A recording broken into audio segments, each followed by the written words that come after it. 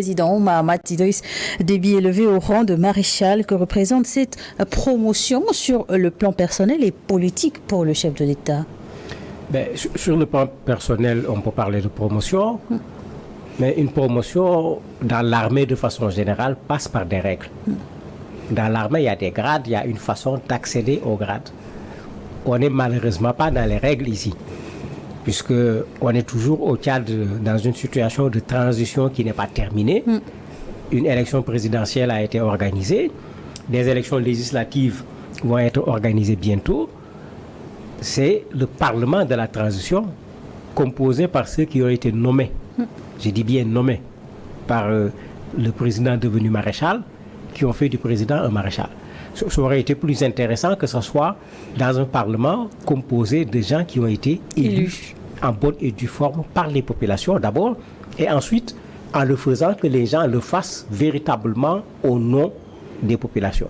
Donc il y a ce côté-là qui pour moi est un peu gênant.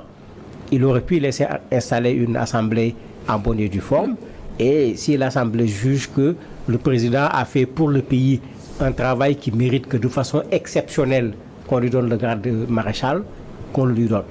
Maintenant qu'on ne se trompe pas. Maréchal, capitaine, général, lieutenant, c'est pas ça le problème.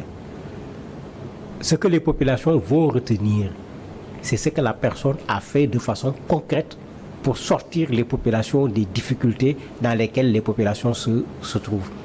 Son père a été maréchal, le Tchad n'est pas sorti des difficultés. Vous avez Idi Amin Dada, que les gens ont peut-être oublié en Ouganda, il a été empereur. Bokassa a été en République centrafricaine. Sankara était, j'allais dire, un simple capitaine.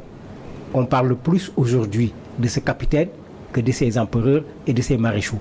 Donc, ce qui est important, ce n'est pas le titre qu'on va donner à celui qui est président de la République, mais c'est ce qu'il va laisser de façon concrète pour que demain, on parle de lui en bien ou en mal.